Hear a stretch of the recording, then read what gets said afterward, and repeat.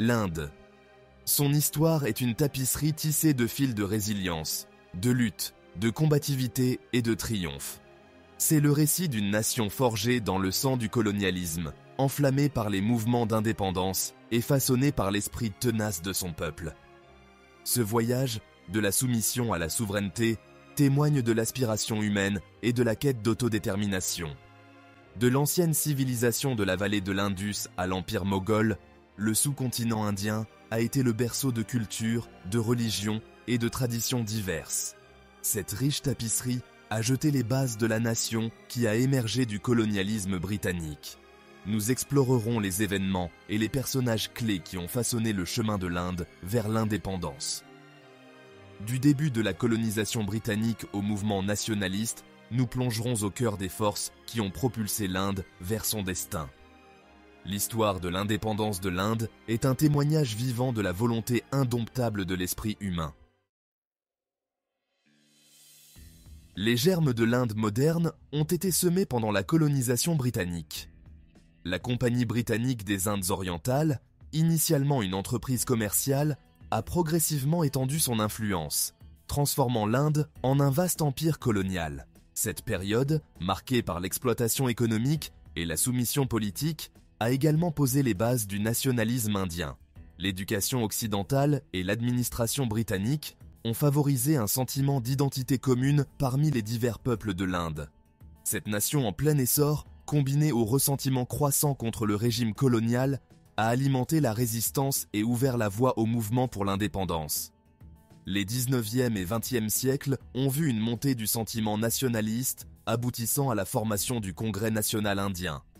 La partition de l'Inde en 1947, bien que tragique, a finalement conduit à la naissance de deux nations indépendantes, l'Inde et le Pakistan. L'établissement de la République de l'Inde en 1950 a cimenté sa place en tant que nation souveraine. La colonisation britannique en Inde a commencé avec des marchands en quête d'épices et de textiles. La Compagnie britannique des Indes orientales, créée en 1600, s'est initialement concentrée sur le commerce, établissant des comptoirs et étendant son réseau commercial. Le déclin de l'empire moghol au XVIIIe siècle a permis à la compagnie d'étendre son influence et de prendre le contrôle politique. La bataille de Plassey en 1757 a marqué un tournant, transformant la compagnie d'une entité commerciale en une puissance politique majeure. L'expansion de la compagnie s'est poursuivie par l'annexion directe et des alliances avec les dirigeants locaux. La doctrine de la déchéance a encore consolidé le contrôle de la compagnie sur de vastes territoires. Le règne de la Compagnie des Indes orientales a été caractérisé par la collaboration et la coercition, conduisant à de nombreux conflits et soulèvements. La puissance croissante de la compagnie a également attiré des critiques en Grande-Bretagne, soulevant des inquiétudes quant à son autorité incontrôlée. Alors que la Compagnie britannique des Indes orientales renforçait son emprise sur l'Inde, le paysage économique connaissait des bouleversements radicaux. Les politiques de la compagnie visaient à servir les intérêts britanniques au détriment de l'économie indienne. De lourdes taxes pesaient sur les agriculteurs indiens, souvent contraints de cultiver des cultures commerciales comme l'indigo et l'opium au lieu des céréales vivrières. Ce changement a entraîné des famines généralisées et des souffrances au sein de la population locale. De plus, les industries traditionnelles indiennes, comme le textile, ont énormément souffert. Les produits manufacturés britanniques ont inondé le marché indien, provoquant le déclin des artisans locaux. Le secteur textile du Bengale, autrefois florissant, a été particulièrement touché. Les politiques britanniques ont systématiquement démantelé l'industrie locale au profit des usines britanniques. Cette époque a marqué une fuite importante des richesses de l'Inde vers la Grande-Bretagne, souvent appelée la théorie du drain par les nationalistes indiens. Les ressources et les profits étaient siphonnés pour enrichir la Grande-Bretagne, laissant l'Inde appauvrie. Les politiques économiques de la Compagnie des Indes orientales ont jeté les bases d'un mécontentement et d'un ressentiment croissant au sein de la population indienne, préparant le terrain pour les futurs mouvements de résistance. Alors que l'exploitation économique se poursuivait sans relâche, les graines du mécontentement ont commencé à germer à travers le sous-continent indien. Les lourdes taxes et la culture forcée de culture commerciale ont non seulement entraîné une famine généralisée, mais ont également provoqué un ressentiment profond chez les agriculteurs. Face aux produits manufacturés britanniques, les artisans traditionnels ont vu leurs moyens de subsistance disparaître, ressentant eux aussi l'aiguillon de l'injustice. Les communautés qui prospéraient autrefois grâce à leur artisanat et à leur agriculture se sont retrouvées en difficulté. Le tissu social de la société indienne a commencé à s'effilocher à mesure que les difficultés économiques s'aggravaient. Les récits d'oppression britannique et de souffrance de la population locale se sont répandus comme une traînée de poudre, enflammant un sentiment d'unité parmi les opprimés. Les intellectuels et les dirigeants ont commencé à remettre en question la légitimité de la domination britannique, semant les premières graines de la résistance. L'insatisfaction généralisée n'était pas seulement économique, mais aussi culturelle. L'imposition de l'éducation et des systèmes juridiques britanniques a éloigné davantage la population indienne de son propre héritage. La prise de conscience croissante de l'exploitation et le désir d'autodétermination ont commencé à s'enraciner, préparant le terrain pour le mouvement nationaliste en plein essor. Les politiques économiques du Raj britannique ont eu un impact négatif sur le développement de l'Inde. Des politiques conçues pour extraire des ressources et maximiser les revenus de la Grande-Bretagne ont appauvri de larges segments de la population indienne. L'Inde a été transformée en fournisseur de matières premières et en marché pour les produits britanniques, sapant les industries traditionnelles. De lourdes taxes sur l'agriculture ont pesé sur la paysannerie et contribué à la pauvreté rurale. Le contrôle britannique sur les secteurs économiques clés a consolidé sa domination. Les investissements dans les infrastructures ont principalement facilité l'extraction des ressources au profit des Britanniques. L'exploitation économique a conduit à une pauvreté généralisée, à la famine et à des troubles sociaux. Cette injustice économique a alimenté les revendications d'autonomie et joué un rôle crucial dans la montée du mouvement pour l'indépendance. La mutinerie des Sipahis de 1857, également connue sous le nom de Première guerre d'indépendance, fut un moment décisif. Ce qui a commencé comme une rébellion localisée parmi les Sipahis s'est rapidement transformé en un soulèvement généralisé. Le déclencheur immédiat a été l'introduction de fusils Enfield avec des cartouches graissées avec de la graisse animale, perçue comme une offense religieuse. Des décennies de ressentiment contre les politiques britanniques ont alimenté la mutinerie. Les griefs des Sipahis ont trouvé un écho dans le sentiment public plus large, propageant la rébellion. La réponse britannique fut rapide et brutale, déployant une force militaire écrasante. Les conséquences ont été marquées par des violences et des représailles généralisées. Le soulèvement de 1857, bien qu'ayant finalement échoué, a servi de puissant symbole de résistance. Après le soulèvement de 1857, le paysage politique a connu un changement significatif. La couronne britannique a pris le contrôle direct, dissolvant la Compagnie des Indes orientales. Le Congrès national indien, CNI, fondé en 1885, a joué un rôle central dans la lutte pour l'indépendance. Adoptant initialement une approche modérée, le CNI cherchait une plus grande participation indienne à l'administration coloniale. Le CNI a fourni une plateforme aux Indiens pour exprimer leurs griefs contre le régime britannique. Il organisait des sessions annuelles pour discuter des questions politiques et demander des réformes. L'accent mis par le CNI sur les méthodes constitutionnelles a évolué vers une revendication d'autonomie. Le CNI a favorisé un sentiment d'identité nationale et d'unité, jetant les bases des mouvements de masse.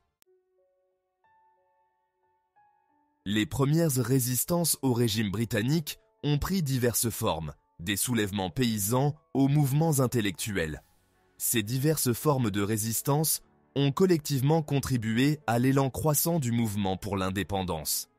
Les mouvements de réforme religieuse et sociale ont revitalisé la culture et les traditions indiennes, remettant en question l'hégémonie culturelle britannique. Le mouvement Swadeshi prônait le boycott des produits britanniques et la promotion des produits fabriqués en Inde. Les groupes nationalistes révolutionnaires préconisaient la lutte armée contre le régime britannique. Ces diverses formes de résistance ont jeté les bases des mouvements de masse. Les germes de l'autonomie ont été semés lors de ces premières luttes. le désir croissant d'une Inde libre et indépendante a été nourri au cours de ces premières années. Gandhi, l'architecte de la résistance non violente, est devenu le principal dirigeant du mouvement pour l'indépendance de l'Inde. Sa philosophie du satyagraha, qui signifie « force de la vérité », mettait l'accent sur la résistance non violente et la désobéissance civile.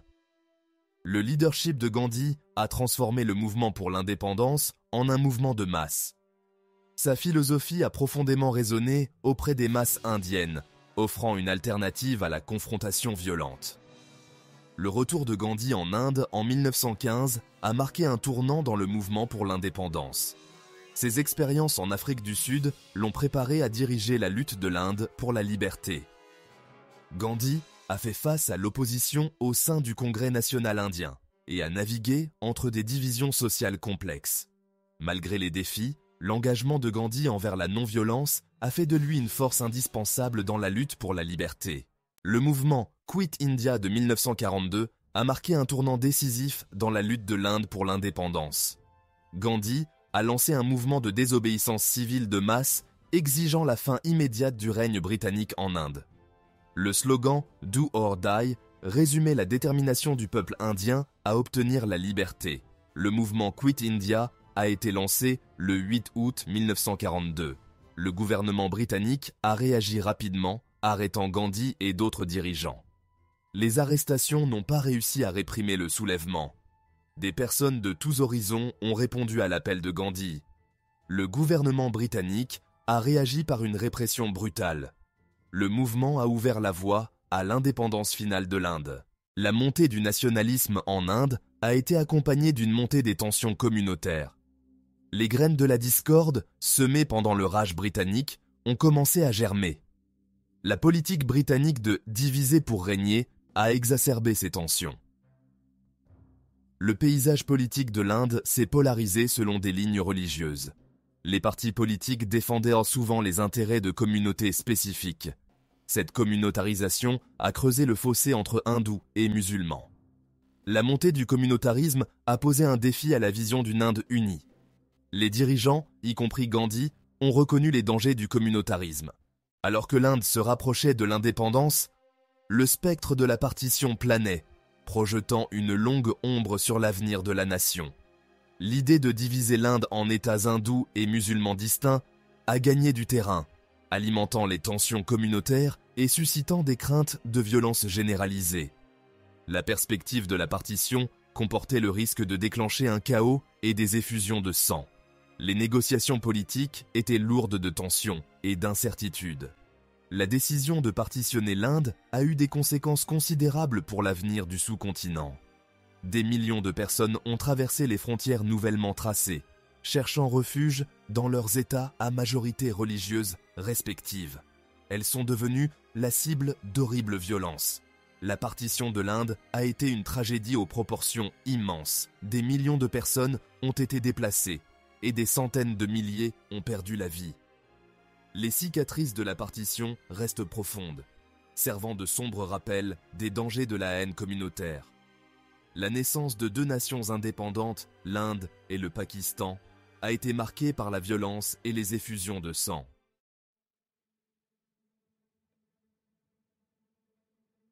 L'année 1947 a marqué un tournant dans l'histoire du sous-continent indien, la naissance de deux nations indépendantes, l'Inde et le Pakistan.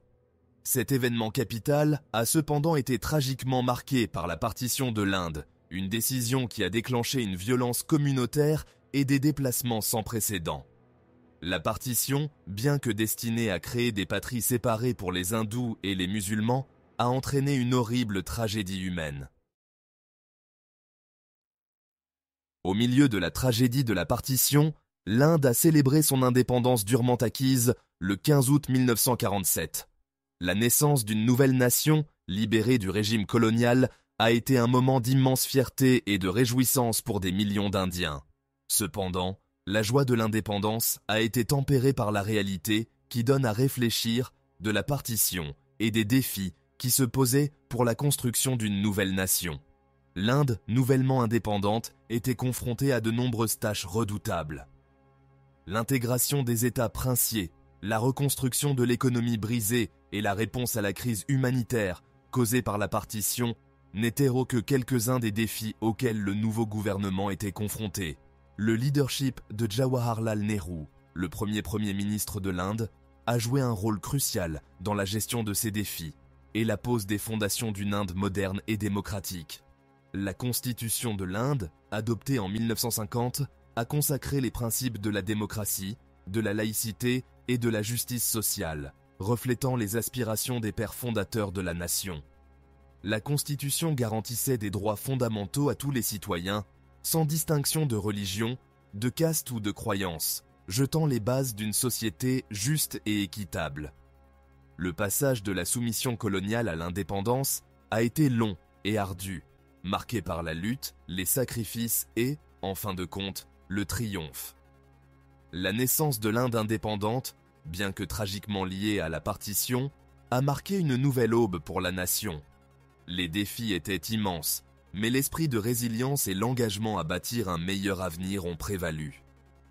L'histoire de l'indépendance de l'Inde témoigne de la puissance de l'aspiration humaine et de la quête éternelle de liberté.